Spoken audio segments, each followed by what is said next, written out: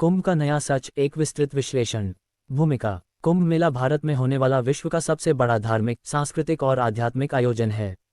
ये हर 12 साल में 4 प्रमुख स्थानों हरिद्वार, प्रयागराज, इलाहाबाद, नासिक और उज्जैन में आयोजित किया जाता है। लाखों श्रद्धालु, सन्यासी, साधु संत, अखाड़े और आम लोग इस मेले में भाग लेते हैं।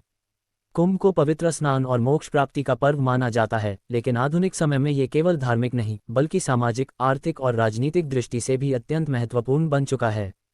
1. कुंभ का आध्यात्मिक और धार्मिक महत्व। 1.1 पौराणिक मान्यताएं। कुंभ मेले की जड़ें हिंदू धर्म की पौराणिक कथाओं में हैं। समुद्र मंथन के दौरान जब अमृत कलश निकला तो उसे पाने के लिए देवताओं और असुरों के बीच संघर्ष हुआ। मान्यता है कि अमृत की कुछ बूंदें इन 4 स्थानों प्रयागराज, हरिद्वार, नासिक और उज्जैन में गिरी, जिससे ये पवित्र बन गए। इसी के आधार पर हर 12 वर्षों में कुंभ मेले का आयोजन किया जाता है। 1.2 मोक्ष और आत्मशुद्धि की परंपरा। कुंभ में स्नान को मोक्षदायी माना जाता है। कहा जाता है कि इस दौरान पवित्र नदियों में स्नान करने से व्यक्ति के पाप नष्ट होते हैं और उसे पुनर्जन्म से मुक्ति मिल सकती है। इसी आस्था के चलते देश विदेश से करोड़ों श्रद्धालु यहाँ आते हैं। 1.3 अखाड़ों और संतों की भूमिका। कुंभ मेला केवल आम श्रद्धालुओं का नहीं बल्कि साधु संतों, अखाड़ों और सन्यासियों का भी संगम होता है। विशेष रूप से नागा साधु, जो आमतौर पर गुफाओं और जंगलों में तपस्या करते हैं, इस दौरान सार्वजनिक रूप से प्रकट होते हैं और अपनी परंपराओं का पालन करते हैं।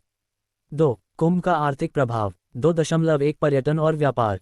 कुंभ मेले के दौरान लाखों लोग एक ही स्थान पर एकत्रित होते हैं, जिससे वहां के व्यापार और पर्यटन को भारी बढ़ावा मिलता है। छोटे दुकानदारों से लेकर बड़े होटल व्यवसाय, टैक्सी ड्राइवर से लेकर गाइड तक, सभी को इस मेले से आर्थिक लाभ होता है। 2.2 सरकारी खर्च और निवेश। सरकारें कुंभ के आयोजन पर हजारों करोड़ रुपए खर्च करती हैं। ये धनराशि सड़कें, बिजली, पानी, सुरक्षा, चिकित्सा सुविधाओं और बुनियादी ढांचे के विकास पर लगाई जाती है। हालांकि इस पर कई बार सवाल भी उठते हैं कि क्या इतने बड़े खर्च का सही उपयोग हो रहा है या इसमें भ्रष्टाचार भी शामिल है। 2.3 रोजगार के अवसर। कुंभ मेले के दौरान हजारों लोगों को अस्थायी रोजगार मिलता है। स्थानीय कारीगर, सफाई कर्मचारी, परिवहन कर्मी, सुरक्षाकर्मी और गाइड जैसे विभिन्न क्षेत्रों में लोग काम करते हैं, जिससे उनकी आजीविका में सुधार होता है। 3. कुंभ और राजनीति। 3.1 धर्म और राजनीति का मेल। धर्म और राजनीति का संबंध नया नहीं है, लेकिन कुंभ मेले में इसका प्रभाव स्पष्ट रूप से दिखाई देता है। कई राजनीतिक दल कुंभ को अपने प्रचार और जनसंपर्क के लिए इस्तेमाल करते हैं। बड़े नेता और राजनीतिक हस्तियां यहां आते हैं और संतों का आशीर्वाद प्राप्त करने का प्रयास करते हैं। 3.2 धार्मिक संगठन और उनका प्रभाव।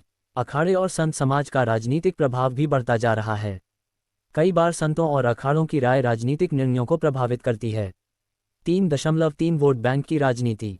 कुंभ मेला बड़े पैमाने पर आयोजित होने वाला धार्मिक आयोजन है, जो सीधे सीधे एक बड़े वोट बैंक से जुड़ा होता है। राजनीतिक दल इसे अपने फायदे के लिए इस्तेमाल करते हैं और इसे एक धार्मिक भावना से जोड़कर जनता को प्रभावित करने की कोशिश करते हैं। 4. कुंभ और पर्यावरण। 4.1 गंगा और अन्य नदियों पर प्रभाव।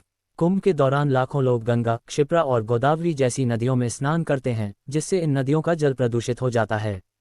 स्नान के साथ साथ पूजा सामग्री, प्लास्टिक कचरा और अन्य अपशिष्ट पदार्थ नदियों में डाले जाते हैं, जिससे जल की गुणवत्ता प्रभावित होती है। 4.2 वनों और जैव विविधता पर असर। कुंभ मेले के लिए बड़े पैमाने पर अस्थायी निर्माण कार्य किए जाते हैं, जिससे प्राकृतिक पर्यावरण को नुकसान पहुंचता है। पेड़ काटे जाते हैं, भूमि पर दबाव बढ़ता है और क्षेत्र की जैव विविधता प्रभावित होती है। 4.3 कचरा प्रबंधन की चुनौती। कुंभ मेला के दौरान हर दिन लाखों टन कचरा उत्पन्न होता है, जिसमें प्लास्टिक, कागज और अन्य अपशिष्ट शामिल होते हैं।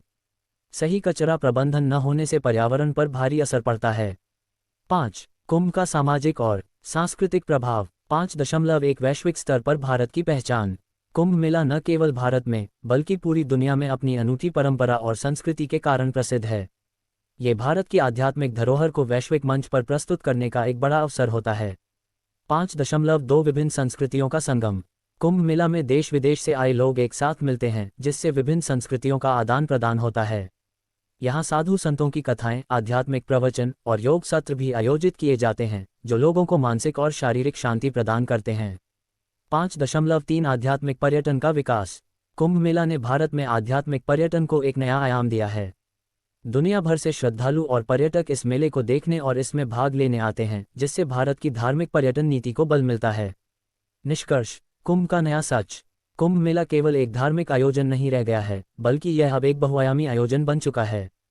इसमें आध्यात्मिकता, धर्म, आस्था, अर्थव्यवस्था, राजनीति और पर्यावरण जैसे कई पहलू जुड़े हुए हैं। ये भारत की सांस्कृतिक और सामाजिक धरोहर का एक अनोखा उदाहरण है, लेकिन इसके साथ कुछ चुनौतियां भी हैं। मुख्य प्रश्न यह है कि क्या कुंभ को केवल धार्मिक आयोजन मानना सही होगा या इसे एक व्यापक दृष्टिकोण से देखना होगा?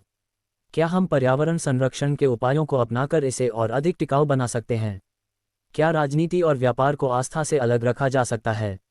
कुंभ का नया सच यही है कि यह केवल एक धार्मिक आयोजन नहीं, बल्कि आधुनिक भारत का एक सामाजिक, सांस्कृतिक, आर्थिक और राजनीतिक महाकुंभ बन चुका है। यह एक ऐसा आयोजन है जो न केवल आस्था को जोड़ता है, बल्कि देश की व्यवस्था और समाज के विभिन्न पहलुओं को भी उजागर करता है।